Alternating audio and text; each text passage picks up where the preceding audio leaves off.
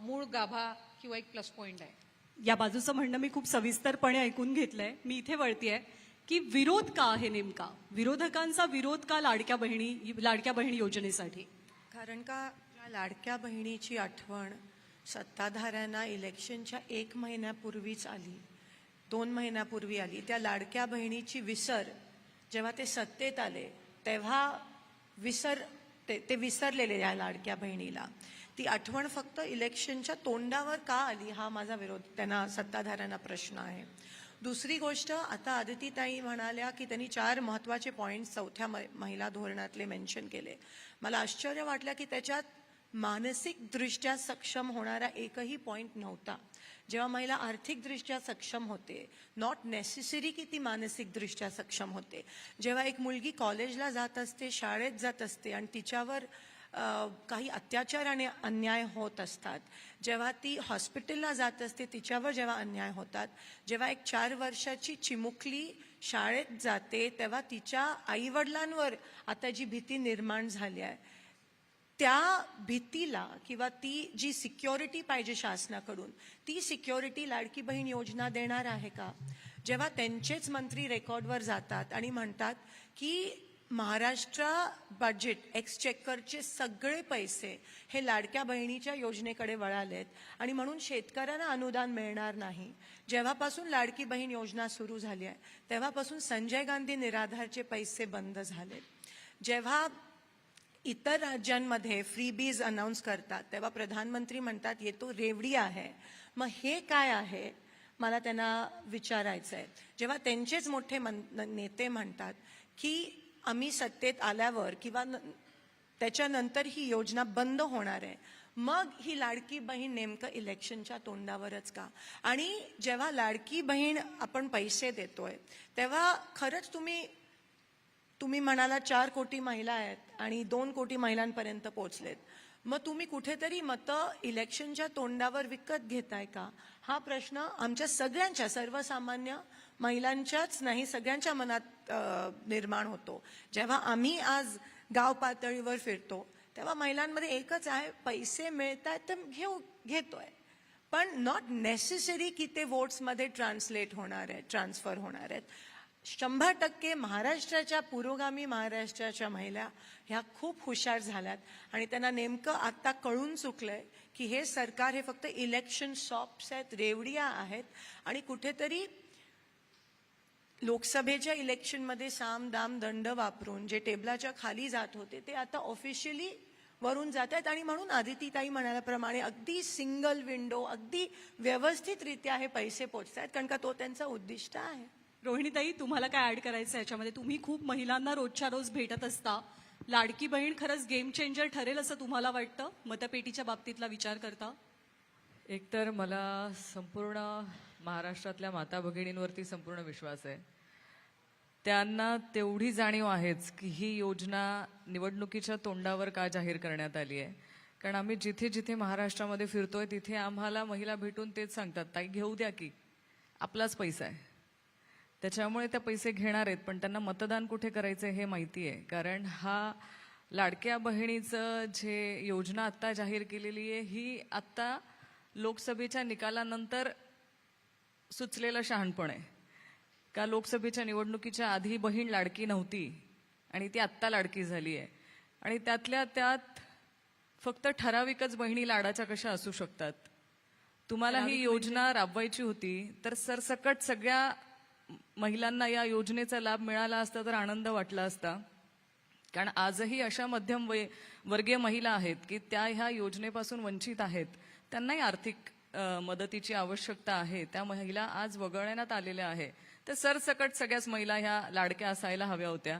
आणि या योजना राबवत असताना अनेक त्रुटी आपल्याला आज बघायला मिळत आहेत की 2:30 3 वाजता रात्रीच्या महिला भगिनी ह्या बँकेवरती तिथे थांबतायत आणि त्यांचा नंबर लागण्याची वाट बघतायत. मग ह्या सगळ्या तांत्रिक अडचणींना त्यांना सामोरे जावं लागत असताना सरकारने ही योजना सोयीस्कर, सोपी कशी राबवता येईल याच्यावरती त्यांनी लक्ष केंद्रित करायला हवं होतं. आणि हे सगळं करत असताना मला सगळ्यात जास्त असं वाटतं की आपण एक आई आहे, मी माझा मुलगा किंवा मी माझी मुलगी जरी माझ्याकडे कितीही मी आर्थिकदृष्ट्या सबल असेल तरीही मी हे कधीच म्हणणार नाही की आयुष्यभर मी तुला स्टायपंड देते किंवा तुला 1500 रुपये देते, 2000 रुपये देते, तू आता कुठलाही उद्योग करू नको. असं करण्यापेक्षा त्यांना उद्योगाला लावणं किंवा त्याला कामाला लावणं ते प्रत्येक आईवडिलाला आवडलं असतं. तर याच पैशांमध्ये जर माता भगिनींना तुम्ही रोजगार उपलब्ध करून दिले असते, त्यांना स्वतःच्या पायावरती तुम्ही उभं राहायला शिकवलं असतं किंवा मदत केली असती, तर मला असं वाटतं त्यांचं भविष्य चांगलं राहिलं असतं. कारण कुठलीही मदत जाहीर करणं ही परमनंट सोल्युशन त्यांच्या स्वतःच्या अस्तित्वाचं असू शकत नाही. ही तुमची तात्पुरती व्यवस्था केली जाऊ शकते, पण कुठल्याही महिलांना जेव्हा तुम्हाला सक्षम बनवायचं असेल, त्यांच्या पायावर उभं करायचं असेल, तर त्या तऱ्हेने त्यांना इंडिपेंडंट करणं, त्यांना रोजगार उपलब्ध करून देणं हे सगळ्यात जास्त महत्वाचं आहे. आणि ते जर बचत गट असतील किंवा इतर मार्गाने केलं असतं तर महाराष्ट्रातल्या माता भगिनी आज चांगल्या रीतीने पुढे जाऊ शकल्या असत्या असं माझं मत आहे. बेसिकली ही योजना अगदी निवडणुकीच्या तोंडावर आणण्याबद्दलचा तुमचा प्रमुख आक्षेप आहे, त्याबद्दल आपण विचारू. पण चिन्मय, तुम्ही सगळ्यात तटस्थ आहात या पॅनलमध्ये, या चौघींपेक्षा. त्यामुळे तुम्ही सुद्धा फक्त तुमच्या क्षेत्रापुरत्या मर्यादित नाहीत, सामाजिक वास्तवाबद्दल सजग असता तुम्ही. महिलांना, मुलींना काय हवंय आत्ताच्या क्षणी असं तुम्हाला वाटतं? नमस्कार. आज 2 ऑक्टोबर आहे, त्याच्यामुळे तुम्हा सर्वांना महात्मा गांधी आणि शास्त्रीजींच्या जयंतीनिमित्तच्या सदिच्छा देते. त्याच्यानंतर बोलते. आता बघितलं तुम्ही की सभापती, मग सत्ताधारी पक्षातल्या मंत्री, मग विरोधक आणि मग सामान्य जन अशी उतरण आहे. पण शेवटचा शब्द आमचा असेल यू आर राईट. अशी अपेक्षा करते. कसं होतं की जेव्हा ही योजना आली, म्हणजे आता आदितीताई जेव्हा बोलत होत्या आणि त्यांनी उद्योग क्षेत्रामध्ये काय पद्धतीची एक योजना आणली की वेगवेगळ्या क्षेत्रांमध्ये महिलांचं सबलीकरण व्हावं, सक्षमीकरण व्हावं, यासाठी निरनिराळ्या योजना आणल्या गेल्या, ह्याबद्दलची त्यांनी माहिती दिली. मी असं समजते की मी थोडीशी सजग अशी एक व्यक्ती आहे, नागरिक आहे, पण ह्याच्यातल्या 2-3 योजनांबद्दल मलाच माहिती नव्हती. ती मला आज इथे आल्यानंतर माहिती कळली. त्याच्यामुळे योजना कितीही चांगल्या असल्या तरी त्या समाजातल्या शेवटच्या व्यक्तीपर्यंत कशा पोहोचतात आणि त्याबद्दलची माहिती कुठे आणि कशी मिळते ह्याच्याबद्दल थोडीशी साशंकता वाटते. दुसरी गोष्ट अशी की 1500 रुपये मिळणं हे अगदीच चुकीचं आहे का किंवा मिळू नये का, तर ते मिळावं. पण आमच्या ना मराठवाड्यात म्हणतात बायका की गंध पावडरला लागतात एवढे पैसे. हां, खरं तर इतके गंध पावडरला लागत नाहीत पैसे, पण खरंच सांगते की 1500 रुपये ही काही फार सबस्टॅन्शियल किंवा मोठी अशी रक्कम आहे असं नाही. आणि दुसरी गोष्ट मला नेहमी अशी वाटते की समाधान देणं, संतोष देणं ही एक गोष्ट असते, किंवा टेन्शन कमी करणं, तणाव कमी करणं आणि तुष्टीकरण करणं ही एक गोष्ट असते. तर थोडासा ह्या सगळ्याच गोष्टीला जरा एक तुष्टीकरणाचा थोडासा एक अस्तर आहे का असं वाटण्याचा संभव आहे आणि ते मला वाटतं तसं. पण त्याच वेळेला मला हेही दिसत असतं की माझ्या घरात काम करणाऱ्या ज्या माझ्या मदतनीस आहेत, ज्यांना बऱ्यापैकी पगार आहेत, पण त्यांच्यापर्यंत ही माहिती गेलेली असते कारण त्या माझ्याबरोबर काम करत असतात. त्याच्यामुळे त्या जातात ह्या योजनेचा लाभ मिळावा म्हणून. पण त्याच वेळेला त्यांच्या खेड्यांमध्ये जे लोक आहेत, ज्या महिला आहेत इतर, त्यांच्यापर्यंत ही योजना पोहोचते का ह्याच्याबद्दल मी थोडीशी साशंका आहे. पण अर्थात महिलांचं ज्याही पद्धतीने सक्षमीकरण होणार असेल, त्यांना बळ मिळणार असेल, अशा प्रत्येक योजनेचं मला वाटतं स्वागत व्हायला पाहिजे. कसं आहे, एसटीचा प्रवास हा 50% तुमचं तिकीट कमी झालंय, पण मी एकटी एसटीने प्रवास करायला घाबरतेच जर आहे, तर मग त्या योजनेचं करायचं काय, तर मग या संधीचं करायचं काय, असा एक प्रश्न येतो. माझ्या क्षेत्रातल्या महिलांबद्दल तर मी सांगते की माझ्या हेअरड्रेसर्स असतात, मेकअपच्या क्षेत्रामध्ये ज्या महिला असतात, त्या सगळ्यांना मी 4-5 वर्षांपूर्वी जशा पद्धतीने बघत होते, माझ्या आईला कधी मला असं नाही विचारावं लागलं की तुझ्या बरोबर कोण आहे, किंवा आत्ताच्या मराठीत तुझ्या सोबत कोण येणार आहे, असं कधी माझ्या आईने मला विचारलं नाही.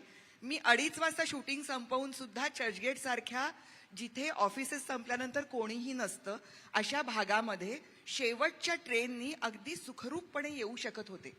मला भीती वाटत नव्हती. पण आज दिवसा ढवळ्या माझी मुलगी जेव्हा जाते तेव्हा माझ्या सासूबाई धास्तावतात, माझी आई धास्तावते आणि आता त्या मला विचारू लागतात की ती कशी येणार आहे, काय येणार आहे. त्याच्यामुळे मला असं वाटतं की जेव्हा सक्षम किंवा सबल असं आपण म्हणत असतो तेव्हा मला असं वाटतं की स्वातंत्र्याशी त्याचा फार मोठा संबंध आहे, सुरक्षिततेशी जास्त संबंध आहे. त्याच्यामुळे अशा पद्धतीच्या जर योजना आल्या आणि त्यावेळेला असा कुठलाही अजेंडा, म्हणजे मला असं वाटतं की आज हे सत्तेत आहेत म्हणून आपण असं म्हणतोय की तुम्ही निवडणुकीच्या तोंडावरती ह्या गोष्टी केल्या, पण उद्या निवडणूक नसताना जे लोक सत्तेत असतील तेव्हा त्यांनी अशा काही योजना कराव्यात आणि त्यावेळेला त्याला असा काही वास नसावा. तुम्ही इथे खरं तर मुद्दा उपस्थित केला की म्हणजे बहीण लाडकी झाली आहे, पण बहीण सुरक्षित कधी होणार आणि कशी होणार. आणि आय एम शुअर इथल्या प्रत्येकाची ती सुद्धा भावना असेल की योजना मे बी वाईट नाहीये, पण बहीण लाडकी आहे, पण बहीण सुरक्षित पण व्हायला पाहिजे. आपला आजचा टॉपिक आहे, आपला आजचा मुद्दा आहे की ही योजना गेम चेंजर ठरणार का. तर आत्ता जेव्हा इलेक्शनला सामोरं जाणार आपण पाहतोय की महिलांना थेट पैसे मिळतात. जवळपास 1.5 कोटीपेक्षा जास्त महिलांना हा लाभ मिळालेला आहे. तर या लाडक्या बहिणी मतपेटीत सुद्धा तुम्हाला हा लाभ देतील याच्याबद्दल तुम्ही शुअर आहात? एकतर 2-3 गोष्टींबद्दल प्रणितीताईंनी मगाशी उल्लेख केला. महिला धोरणासंदर्भामध्ये बोलत असताना मी म्हटल्याप्रमाणे आम्ही काही इंडिकेटर्स दिले. त्याच्यामध्ये एक अष्टसूत्री धोरण आणण्याचा आम्ही प्रयत्न केला, ज्याच्यामध्ये विमेन सेफ्टी, त्याचबरोबर महिलांचं मानसिक आरोग्य या संदर्भामध्ये पण आम्ही काही समावेश केला. आणि 4थं धोरण हे एकमेव धोरण आहे जे पोस्टपार्टम डिप्रेशनला कॅटर करत आहे. म्हणजे पोस्टपार्टम डिप्रेशन ज्या वेळेला आम्ही ते इन्क्लूड केलं त्यावेळेला बऱ्याचशा जणांना माहितीही नव्हतं की पोस्टपार्टम डिप्रेशन म्हणजे काय आहे. म्हणजे एखाद्या महिलेची गरोदर असताना होणारे हॉर्मोनल किंवा सायकोलॉजिकल चेंजेस, डिलिव्हरी झाल्यानंतर तिच्यामध्ये येणारं डिप्रेशन, हे कॅडर करण्याच्या दृष्टिकोनातून त्या धोरणामध्ये आम्ही काही बाबी समावेश केल्या. सुरक्षितता, security, of course it is the utmost. म्हणजे मी म्हणेन की आम्ही सगळ्याच जणी अक्रॉस द पार्टी, कुठलीही महिला म्हणेल की आम्हाला सुरक्षित वातावरण हे नेहमी मिळालं पाहिजे. या दृष्टिकोनातून सुद्धा काम करत असताना एक पिंक रिक्षा सारखी आम्ही जस्ट ती आता स्टार्ट करत आहोत. आम्ही ती अनाऊन्स केली याच्यामध्ये. आणि जवळपास 10,000 पिंक रिक्षा ज्या आहेत त्या महानगरपालिका क्षेत्रामध्ये आम्ही आणत आहोत. त्याच व्यतिरिक्त शक्ती सदन आहेत जे आम्ही केंद्राच्या मदतीनं विमेनसाठी जे स्पेशली हॉस्टेल्स आहेत त्याची परवानगी घेऊन आम्ही सुरू करण्याच्या दृष्टिकोनातून काम करत आहोत. थोडंसं यासाठी थांबवते कारण सरकार खरं तर प्रचंड काही कोटींचा पैसा या सगळ्या योजनांच्या पब्लिसिटीवरती खर्च करता आहे. तर आय एम शुअर की म्हणजे चिन्मयीताईंपर्यंत त्या योजना कशा पोहोचल्या नाहीत ह्याचं अनेकांना आश्चर्य पण वाटू शकतं की इतक्या कोट्यवधींचा खर्च होऊन सुद्धा. पण मुद्दा आपला हाच आहे की तुम्हाला विश्वास आहे का, प्रणितीताईंना किंवा विरोधकांना तो विश्वास वाटत नाहीये की या योजना मतपेटीमध्ये परावर्तित होतील? आर यू शुअर की तुम्हाला मतं मिळतील, गेम चेंजर ठरेल ही योजना? ही मतं मांडलेली आहेत की ही योजना नक्की पॉलिटिकली मोटिवेटेड आहे का निवडणुकीच्या तोंडावर आहे. अनेकदा जर आपण बघितलं, मी काल परवाच हरियाणाचा आणि जम्मू काश्मीरचा मॅनिफेस्टो आणि काँग्रेस पक्षाचा अजेंडा बघत होती. त्याच्यामध्ये तर त्यांनी कमिट केलेलं आहे की महिलांना आमची जर सरकार आली तर आम्ही 2,000 किंवा 3,000 ही त्यांना अशा पद्धतीची आम्ही स्कीम आणू. झारखंड सारख्या राज्यामध्ये आहे, मला वाटतं कर्नाटकमध्ये गृहलक्ष्मी सारखी योजना आहे. या योजना चांगल्याच आहेत. मी असं नाही म्हणत आहे की ती कुठल्याही सरकारने आणलेल्या असो तरी त्या चांगल्याच आहेत. एखादं सरकार किंवा एखादा पक्ष जर त्यांच्या मॅनिफेस्टोमध्ये हे उद्दिष्ट ठेवत असेल की आम्ही महिलांना लक्ष केंद्रित करून योजना आणणार तर ही चांगलीच गोष्ट आहे, त्याच्यात काही वाईट नाही. पण जे जम्मू काश्मीर किंवा हरियाणामध्ये चांगलं होऊ शकतं, कर्नाटकमध्ये चांगलं होऊ शकतं, मग महाराष्ट्रामध्ये आणल्यानंतर मग ते पॉलिटिकली मोटिवेटेड कसं असू शकतं? कारण तिथे तुमची सरकारं आहेत, तुमच्या काय मैत्रीपूर्ण आघाडीची सरकारं आहेत.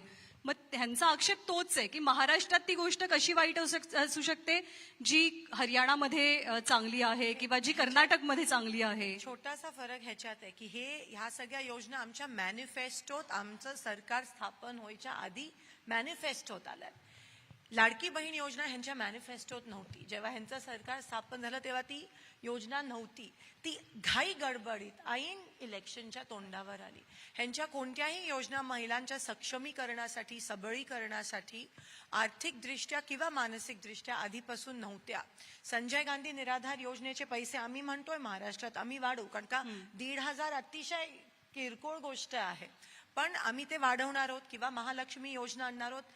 हे सगळं मॅनिफेस्टोमध्ये प्री इलेक्शन आम्ही लोकांच्या समोर आणत आहोत. ही लाडकी बहीण योजना कुठेही त्याचा नामोनिशान नव्हता. आणि आता इलेक्शन म्हणजे इलेक्शन, ही लाडकी बहीण योजना जास्त महिलांपर्यंत पोहोचू म्हणून हे इलेक्शन पण यांनी पुढे ढकललंय असा माझा आक्षेप आहे. इलेक्शन पुढे नेण्याचा थेट आक्षेप आहे लाडक्या बहिणीसाठी. ज्ञानदा, मला आता असं झालंय की 22 वर्ष मी विधान परिषदेत आहे आणि चांगलंच आहे की मॅनिफेस्टोचा विषय काढला प्रणितीने. विशेषतः सन्माननीय नेते म्हणजे त्या त्यांच्या कन्या आहेत म्हणून मी अजिबात असं म्हणणार नाही, पण सन्माननीय काँग्रेसचे नेते सुशीलकुमार शिंदे यांनी जाहीर केलं होतं की सगळ्या शेतकऱ्यांना वीज माफी मिळेल 2004च्या निवडणुकीमध्ये. आणि नंतर प्रभाताई राव यांनी काँग्रेसच्या वतीने जाहीर केलं की ती प्रिंटिंग मिस्टेक होती आणि कुठल्याही शेतकऱ्याला अशी वीज माफी वगैरे मिळाली नाही. त्यामुळे मॅनिफेस्टोच्या गोष्टी काँग्रेस करायला लागलं की खूप भीती वाटते. दुसरं असं की संवेदनशीलता नावाची गोष्ट नैना सहानीचा तंदूरकांड असेल किंवा कल्पनागिरीची 2014मध्ये झालेली लातूरची केस असेल, दिवसेंदिवस झाले तरी सुद्धा कधी मुख्यमंत्री खूप आरडाओरडा झाला तर दखल घेणार महिला अत्याचाराची. हा जो प्रकार होता तर अगदी नायरमधली आत्ता नुकतीच घडलेली घटना असेल, ताबडतोब मुख्यमंत्री एकनाथ शिंदे त्याची दखल घेतात किंवा स्वतः देवेंद्र फडणवीस गृहमंत्री म्हणून कन्व्हिक्शन रेट वाढवण्यासाठी गेले 6-7 वर्ष प्रयत्न करतायत. पण चिन्मयीने जो प्रश्न विचारला किंवा आपल्या मनात जो असुरक्षिततेचा प्रश्न नीलमताई, आहे त्याला मी कधी बगल देणार नाही. मला पूर्ण करू द्या. महिला सुरक्षा की लाडकी बहीण योजना हेच मुळी एक जाळं टाकलेलं आहे चर्चेचं. हे जाळं टाकलेलं आहे. महिला सुरक्षा पण पाहिजे आणि महिलांना आर्थिकदृष्ट्या सक्षमीकरण पण पाहिजे. आता फक्त 1% प्रॉपर्टी जगामधली महिलांच्या नावाने आहे आणि 2/3 कष्ट करणाऱ्या स्त्रीला 1/5 मोबदला मिळतो. जी महिला आर्थिक सक्षमीकरणामध्ये इतकी मागासलेली आहे अशा वेळेला तिला डायरेक्ट बेनिफिट जर का दिला तर एवढं त्याच्याबद्दल काहूर विचारण्याचं कारण काय? आणि प्रश्न असा आहे की सरकार पैसा कुठून आणणार, काय आणणार, आम्ही दाखवून देऊ ना, आम्ही दाखवून देऊ, आम्ही सिद्ध करू. त्यामुळे त्या संदर्भात सारखा हेतूबद्दल शंका. आणि एक शेवटचा मुद्दा, प्रणिती फार हुशार खासदार आहे, खासदार झाली त्याबद्दल मी अभिनंदन करते. परंतु अहो आनंदाचा शिधा सारखी योजना ही सरकार आल्याबरोबर जाहीर केली की जी त्याच्यापूर्वी 2000 पासून ते 2014 पर्यंत काँग्रेसचं सरकार असताना मी सारखं मांडत होते दर अधिवेशनात की सणावाराला महिलांना तेल, तूप, साखर, गुळ हे मिळालं पाहिजे, पण नाही मान्य केली. पण ज्या क्षणी आता सत्तांतर झालं 2022ला त्यानंतर ती मान्य झाली. आनंदाच्या शिधाच्या वेळेला निवडणूक जवळ होती का नव्हती? अर्ध तिकीट महिलांना दिलं तेव्हा निवडणूक जवळ होती का नव्हती? कुठली ना कुठली योजना निवडणूक जवळ आली आहे म्हणून केली किंवा म्हणून निवडणूक, हेच तर खोटं नॅरेटिव्ह पसरवण्याची वाईट सवय लागलेली असं मला वाटतं. तुम्ही